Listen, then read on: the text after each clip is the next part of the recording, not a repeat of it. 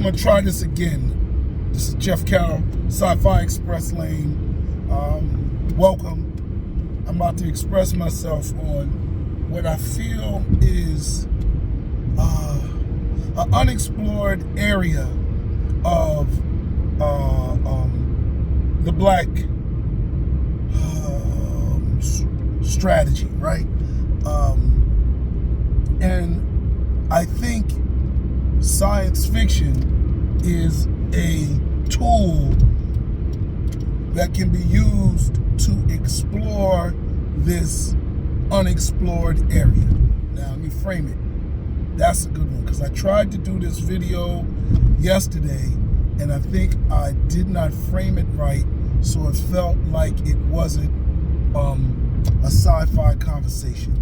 So, science fiction is a tool to explore the what-ifs, to play out certain scenarios. What if there was a black planet? What if aliens came to Earth and they were from this black planet, right? We've seen the what ifs if they came and they were squiggly monsters and they were coming to eat us. We've seen all of those things. We've seen aliens come and they were white and just met with Earth and made partnerships like the Vulcans, right? But what if they came and they saw the injustices on Earth that Star Trek has had the Enterprise go to on other planets? What if a group of people came and they were black and they saw how black people on this planet were being treated? Okay, that's an interesting what if, and that's a viable what if. It's an unexplored what if. It hasn't been explored yet, mostly because actually my favorite book, Zorro, A Tale of Alien Avengers, explores it. I didn't write it. I read it in 1992 or 3, and it's changed my life, okay? It was a first black science fiction book that I read. Now, but why do I say it hasn't been explored in 19 years, right? Well, mostly, was it 29 years? Sheesh. All right. Mostly because black writers of science fiction are preoccupied with gatekeepers or consumers. They write what they think will sell to a publisher, or they write what they think will sell because of to people, right? And that's real. And I'm one of these people. You know, we do try to get our own politics in there. We do try to get our own opinions out. But most of the time, we are trying to figure out how to squeeze them into an idea that we think will sell to either the consumer market or to publishers and gatekeepers. And that is a very small, not really small, but it's specific. And there's things that people think won't really fly. And mostly because, this is an example. How interesting is that what if? Come on. You understand? But nobody's doing it. And I can't tell you why. I'll put that pitch of story up against every story out, and they will not be able to be more interesting than that. You understand? Black people come from a black planet or black universe to Earth, and they see how black people are treated. Ridiculous. Now, that's just an example. That's not what I'm talking about only. So that's just to show the power and the role of science fiction in us. Would it change anything on Earth? No. Would it change? Maybe, right? I say because how we feel about alien life is why Europeans and America invest in programs to defend Earth from space invaders, right? Which was a really good video game, but it is shaped our narrative of life in space. However, people will argue that if there was good life in space, you wouldn't have to prepare for it. So you only have to have preparations for life in space in case of violent, hostile life in space. Okay. However, I'm pretty sure if you take a poll, most people will think life from outer space would be hostile. Okay. So I don't know if the narrative shaped the public opinion or if the narrative is a product of the public opinion. All I do know is that it shouldn't be the only opinion that we have of something that we don't know, specifically something that we don't have any evidence to support. There's no evidence that life in space is hostile. Not to mention, if we look at the life on Earth, most of the life on Earth isn't hostile. Most of the different types of people on this planet did not run around this planet invading and dominating and destroying others. Most of the people and the races on this planet brought culture to other cultures and shared that culture without death, domination, and destruction. Next, so let's dead that what if. Now let me go in on Dr. Umar, right? Dr. Umar presents a what if that is shared by the Killmongerness, right? I call it the Killmongerness because Killmonger in the first Black Panther movie galvanized an ideology that Dr. Umar shares. It didn't come from Dr. Umar. He just shared it. And he said it in a way to trash Black Panther and call Black Panther the movie a CIA propaganda piece, okay? Now, I'm not saying that a movie can't be a CIA propaganda piece. However, I'm not going to say that Black Panther is. I will say that what Dr. Umar said and the Killmongers say is that, you know, it dumbed down the Killmonger strategy, which was to use our military advantage to thwart our oppressors. And I don't think that's a bad idea. However, I think we have done that and we have examples of it. What happened with Dr. Umar is he used that opinion to now back interpret African history. Now, African history and African American history is very vast when dealing with our oppressors, whether they're the Arab invaders, the Hyksos came to Egypt, or the Europeans that came to the shores of West Africa, right? Or came to Americas, right? We have had a variety of solutions and attempts and strategies to be resisted. The Killmonger strategy of use our military advantage is strong and it's been played out, right? Haiti and the island of Hispaniola is one of those prime examples. They won. They're still independent. However, they did not win the ending of slavery, so therefore they were isolated in their victory and impoverished so much that the Spanish were able to entice the half of the island to rebel against the other half of Hispaniola to form the Dominican Republic. Okay? Now, sure, we won. Sure, we were able to get our independence, but in a world that was fully dominated by colonizers, we were isolated because these colonizers kept a economy or built economy off of this triangle slave trade of human trafficked Africans to now build, which was the foundation for our world economy.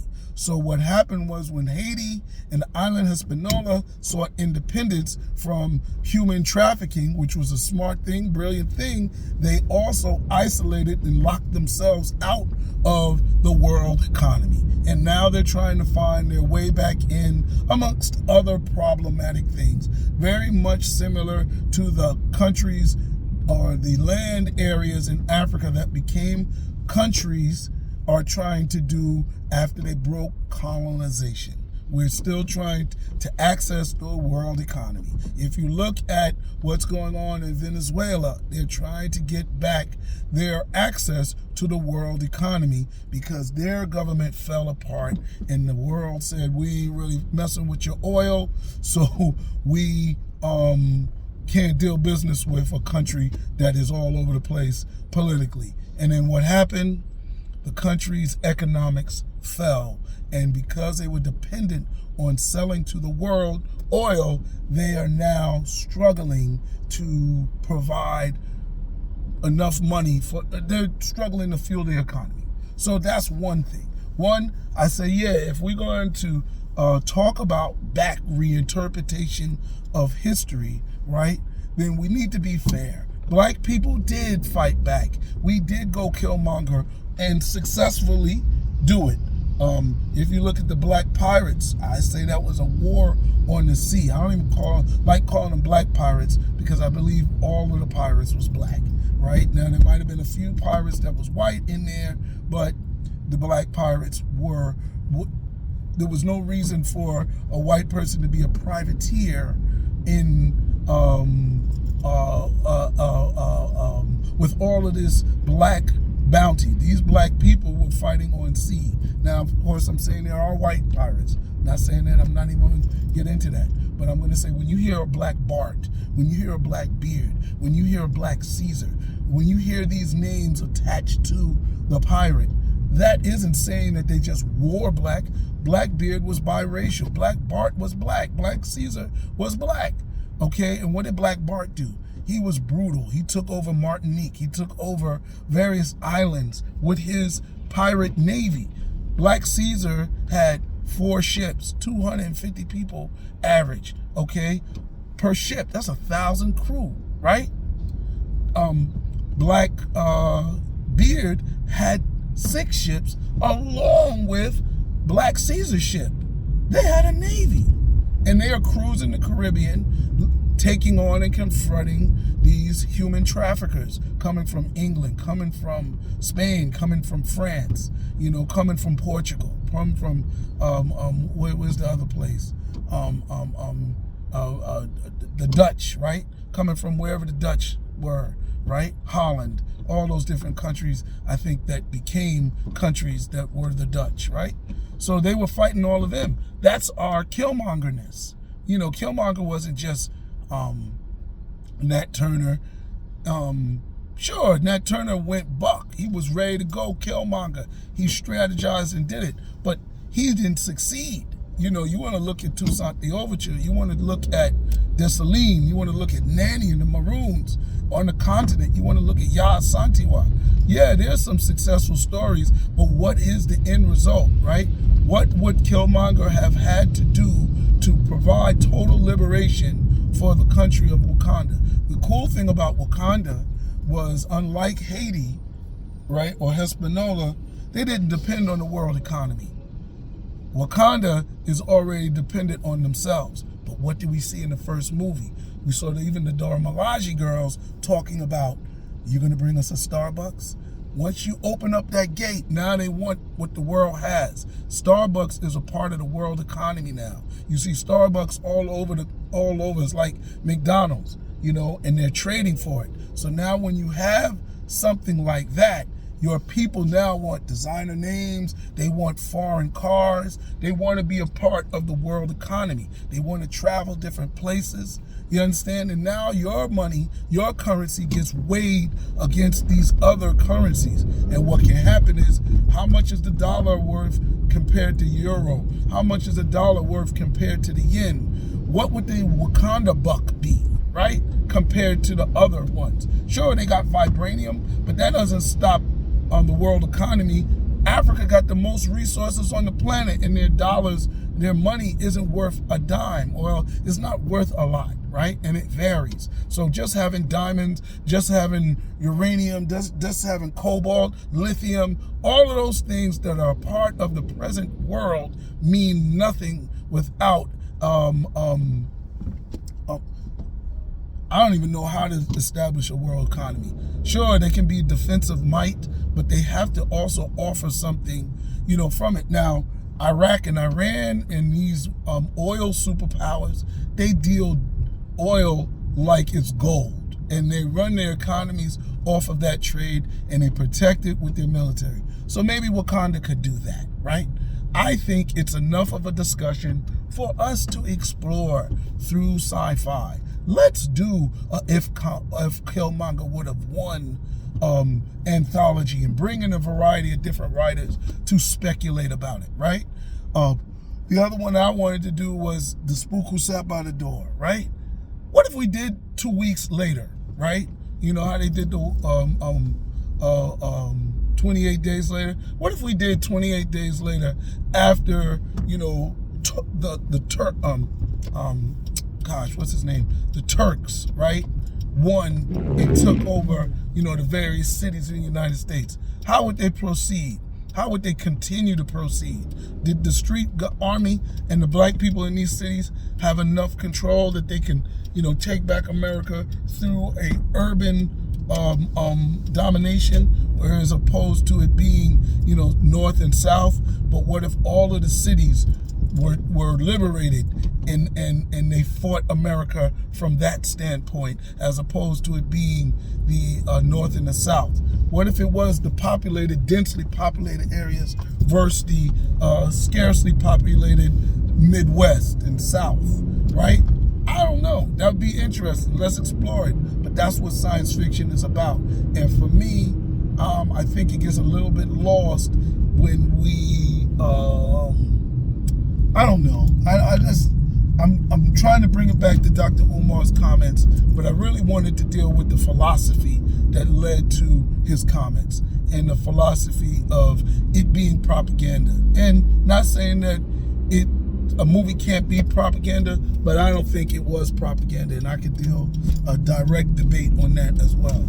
But I wanted to deal with this potential opportunity for black science fiction. And I hope this is exploring, and maybe I'll go back and listen to what I said yesterday, and maybe I'll put that up. But right now, I'm out of here. Talk to you later.